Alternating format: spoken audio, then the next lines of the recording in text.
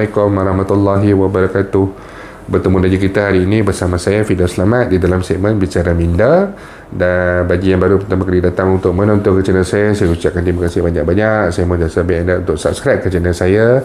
Bagi yang dah subscribe, saya mohon anda untuk kongsikan video ini kepada rakan-rakan dan juga ahli keluarga anda. Semoga apa yang saya nak kongsikan pada hari ini adalah satu perkongsian yang bermanfaat untuk kita semua, insya-Allah. Okey. Jadi saya terlupa.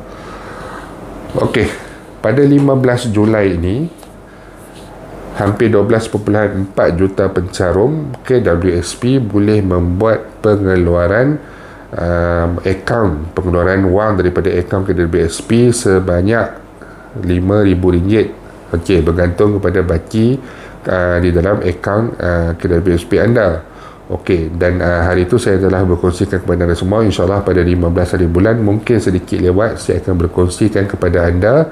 Bagi yang kurang jelas, kurang mahir ataupun takut untuk membuat permohonan, saya akan kongsikan satu video macam mana untuk membuat permohonan iCitra. Okey, jadi di sini banyak dah dikongsikan berkenaan iCitra daripada YouTuber, Facebook, daripada dalam web KWSP sendiri dan sebagainya. Jadi apa yang saya nak sampaikan pada hari ini adalah satu khidmat pesanan masyarakat. Saya nak mengingatkan anda semua, 12.4 juta pencarum, jika anda menonton video ini, jika anda tidak pernah membuat pengeluaran air sinar, tidak pernah membuat pengeluaran air lestari, ataupun air sinar anda bayarannya secara one off payment, ataupun air sinar anda bayarannya secara 2 bulan, 3 bulan dan sebagainya, suka untuk saya nasihatkan dalam tempoh sebelum 15 Julai ini ataupun dalam tempoh bulan Julai ini, anda dinasihatkan untuk memastikan akaun bank anda adalah aktif. Mungkin anda mempunyai beberapa akaun.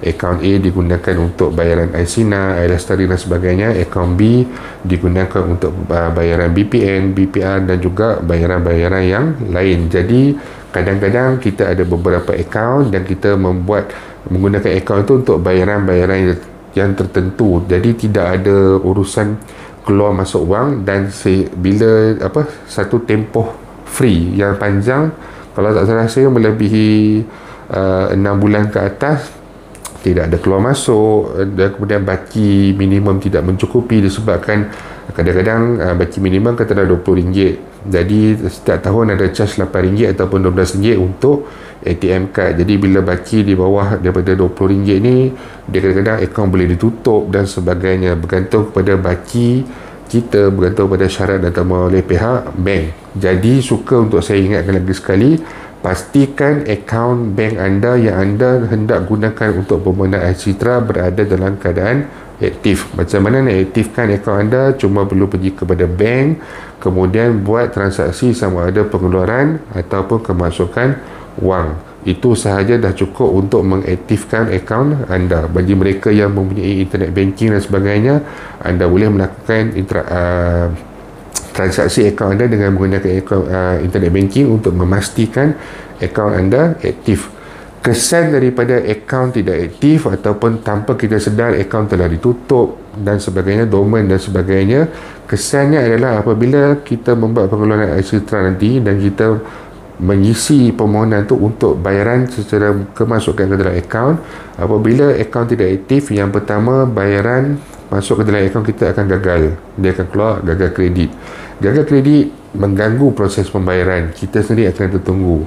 Bila gagal kredit, dia akan tukarkan pula kepada bankers check ataupun tukar pula kepada payment order. Tukar kepada bankers check, tukar kepada payment order, anda kena tunggu cek itu disiapkan oleh ibu pejabat KWSP sebelum ianya dipost kepada cawangan KWSP berhampiran kediaman anda. Nak tunggu dia proses buat cek, dia kena buat dekat bank dulu.